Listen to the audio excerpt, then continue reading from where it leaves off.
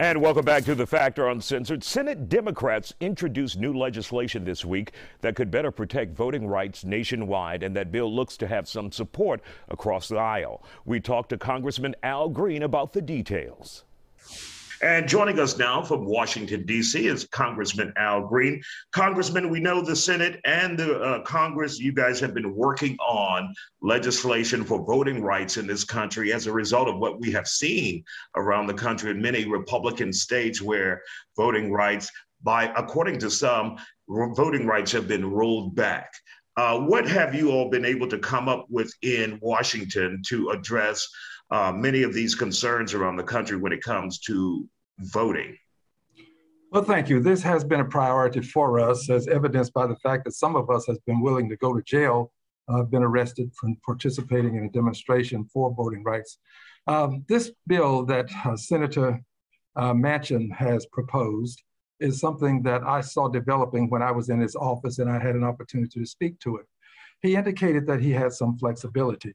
So as a result, we now have a piece of legislation that I think we will expose three things. One, that the Democrats are willing to be flexible and compromise. Two, that the Republicans are not willing to be flexible and compromise. And three, that we have to do something about the filibuster. This legislation does something very important. It makes Election Day a national holiday. This election will expose dark money, that money that comes in and we can't trace it back to a donor.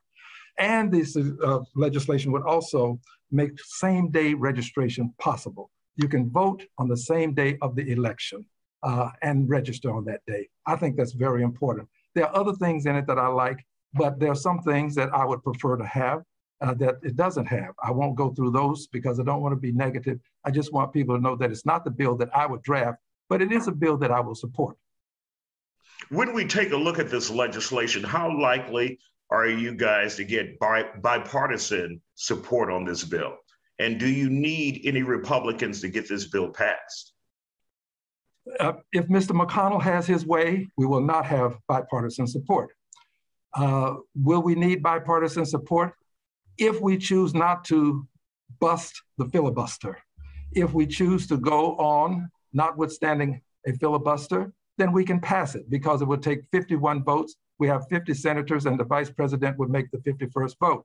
But if we stick with the filibuster, we have to have 10 Republicans to join the 50 Democrats to get it done. The filibuster has outlived its usefulness.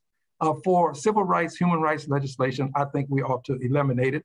But personally, I think we ought to eliminate it totally because it has been something that has been used against minorities throughout history. It helped to keep people in power who shouldn't have been in power. We should not allow it to continue. No minority ought to rule when it comes to voting rights. And Congressman, what would it take to get rid of the filibuster? Well, a simple process. We could have a senator to propose this very piece of legislation and propose that it be passed with 51 votes. When that senator makes such a motion, the parliamentarian would rule that it can't be done that way, that you're going to have 60 to get the cloture and then use 51 to pass. At that point, the senator who made the motion that it be passed with 51 votes would then appeal the ruling of the parliamentarian. To win that vote, you only have to have 51. So that means that the parliamentarian's ruling would be overruled, and then you could pass bills with 51 votes, the one that we're talking about now.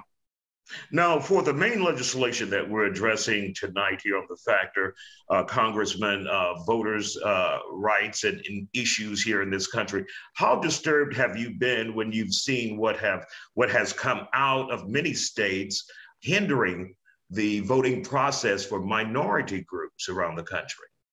Well, we don't have to go very far to come up with some things that are distasteful. Let's look right here at the state of Texas. In Harris County, we had 24-hour voting. Didn't cost us any more money at the state level. This was something that Harris County paid for. We had drive-through voting, very beneficial. The technology exists to do it. These things happen and they were not that complicated. But the state of Texas has now banned drive-through voting, banned 24-hour voting, doesn't have the drop boxes necessary to accommodate people, make voting more accessible.